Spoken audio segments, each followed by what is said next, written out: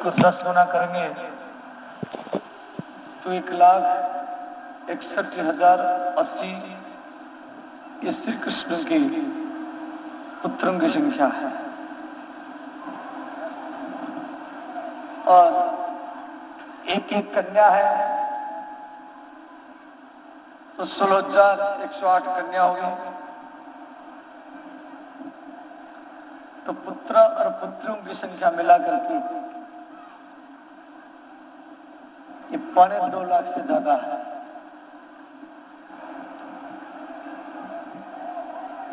फिर पोताओं की संख्या, उसका पुत्र परपोता, फिर उसका पुत्र छेरपोता, फिर उसका पुत्र परछेरपोता, फिर उसका पुत्र ढेरपोता। इस प्रकार ये 56 करोड़ यदुवंशी थे। यदुवंशियों की संख्या 56 करोड़ था। और इनको पढ़ाने के लिए भी कई लाख टीचर होंगे। तो कृष्ण के पुत्र प्रद्युम्न और प्रद्युम्न के पुत्र का नाम है अनिरुद्ध। तो बाणासुर की एक कन्या थी जिसके नाम उषा। तो उषा सपने में एक पुरुष को देखा। उषा की सहेली चित्रलेखा बोली, राजकुमारी मैं आपके सामने चित्र बनाती हूँ और इन चित्र में से यदि आप अपनी प्रियतम को ढूंढ लेंगे तो मैं मंत्र विद्या के द्वारा उसको ला करके आपके महल में छोड़ दूंगी। तो उषा अनिरुद्ध को पहचान लिया। चित्रलेखा जो उषा की सहेली, वो मंत्र विद्या के द्वारा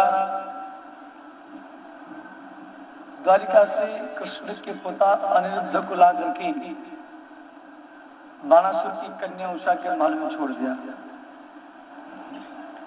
उषा और अनिरुद्ध दोनों एक साथ आ रहे हैं। राजकुमारी का महल है, वहां कोई पुरुष जा नहीं सकता। तो रात में जो पहरा लगाते थे सिपाही लोग, इनको महल के अंदर से किसी पुरुष की आवाज सुनाई देता था। तो सिपाही जाकर के महाराज बाणासुर को शिकायत किया कि आपकी कन्या के महल में एक पुरुष है। बाणासुर आकर के देखा कि अनिरुद्ध और उषा दोनों एक पलंग में बैठे हैं। तो बाणासुर ने क्या किया, अनिरुद्ध को बंदी बनाया। कृष्ण के पोता अनिरुद्ध बाणासुर की जेल में कई महीना तक रहा। ये बात जाकर के श्री नारद जी भगवान कृष्ण को सारा बात बताए। तो श्री कृष्ण 12 अक्षौणी सेना लेकर के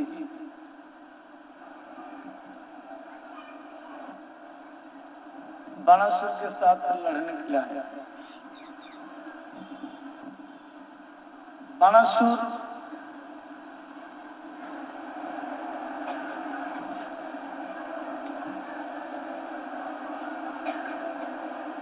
शिव जी का भक्त है। वो भगवान शिव को आवाहन किया, देव देव महादेव कैलाशवासी, आप जहां भी हो मेरा रक्षा कीजिए। तो भगवान शिव अपनी शिवगणों के साथ बाणासुर की सहायता करने के लिए उसके राज्य में पहुंचे। शिव और कृष्ण इन दोनों में भयंकर युद्ध हुआ, जिसको भागवत में कहा गया हरिहर युद्ध।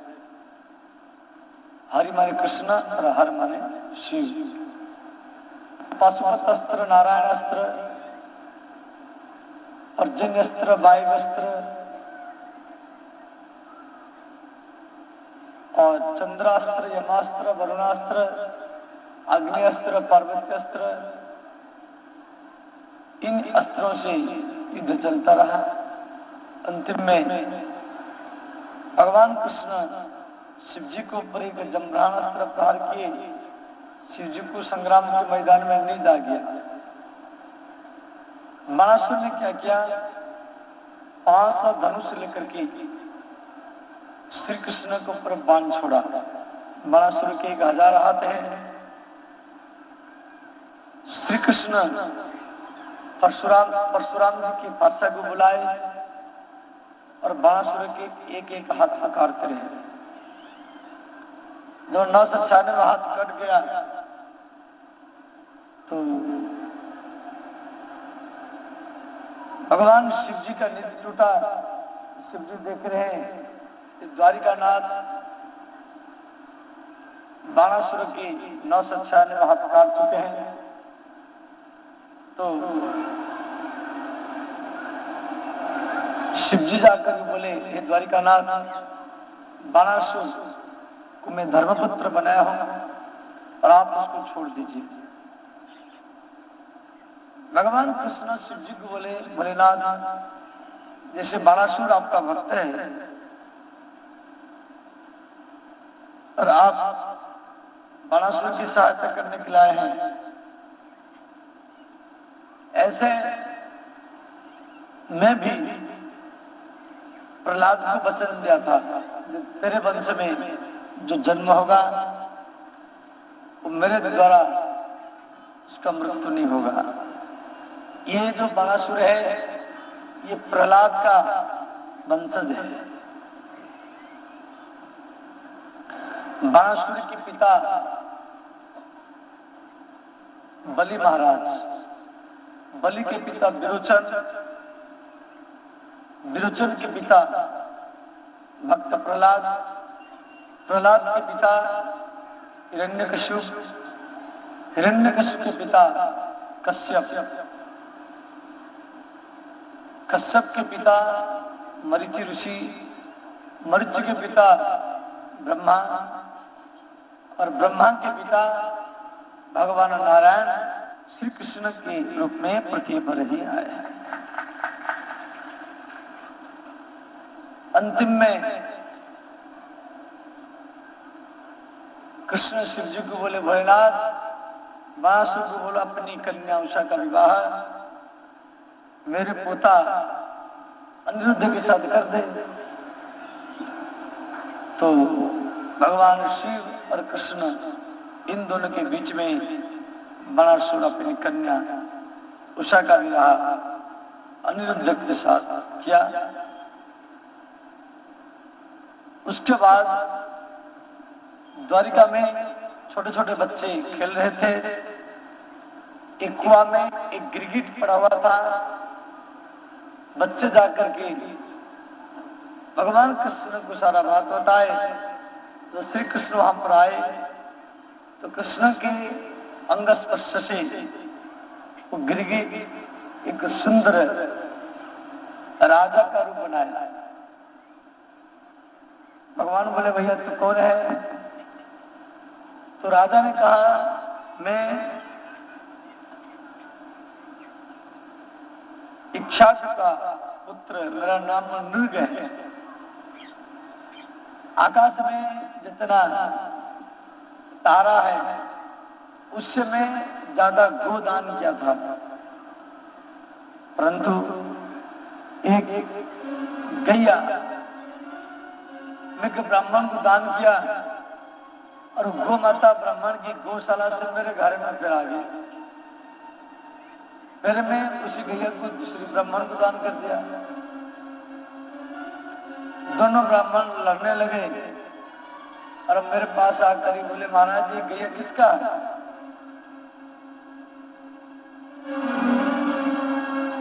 और यही मेरा भूल था जी, दिया हुआ दान को फिर मैं दूसरी बार दान कर दिया, ये मेरा भूल था। और इसी भूल के कारण आज मैं गिरगिट बनकर खड़ा हुआ। स्वदत्तां परदत्तां स्वदत्तां परदत्तां ब्रह्मवृत्तिं हरेश्च षष्टिवर्ष सहस्राणि इष्ठायां जपयति कृभिः। इस श्लोक का अर्थ है जो दान आप कर चुके हैं या दूसरे के किया हुआ दान को या ब्राह्मण की जीविका को जो हड़पता है वो देव संपत्ति या मंदिर की संपत्ति को हड़पता है, वो 60,000 वर्ष तक विष्ठा का कीड़ा बनकर के ही रहता है। पौंड्रिक नाम का एक राजा था काशी का, वो नकली वासुदेव कृष्ण का रूप बनाया। एक सेवक का सेवक जाओ द्वारिका में कृष्ण को बोलो मैं असली वासुदेव कृष्ण हूं, और वो नकली है। भगवान कृष्ण मन में सोचे मेरा रूप बनाया है, और ये जो पौंड्रिक नकली भगवान का रूप बनाया है, और सबको कहा मैं भगवान हूं, मेरा पूजा करो। धीरे धीरे उसका प्रतिष्ठा बढ़ता गया, तो अहंकार ज्यादा बढ़ गया, तो फिर वो कृष्ण के साथ वो होड़ किया।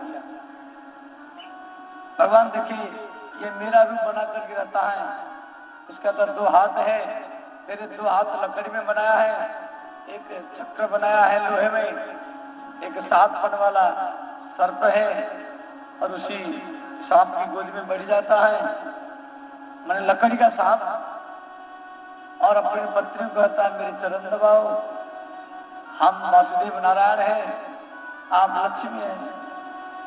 ऐसा नकली रूप बनाया था, और अंतिम में भगवान कृष्ण आकर देखे ये मेरा रूप बनाया है। कभी भी इस प्रकार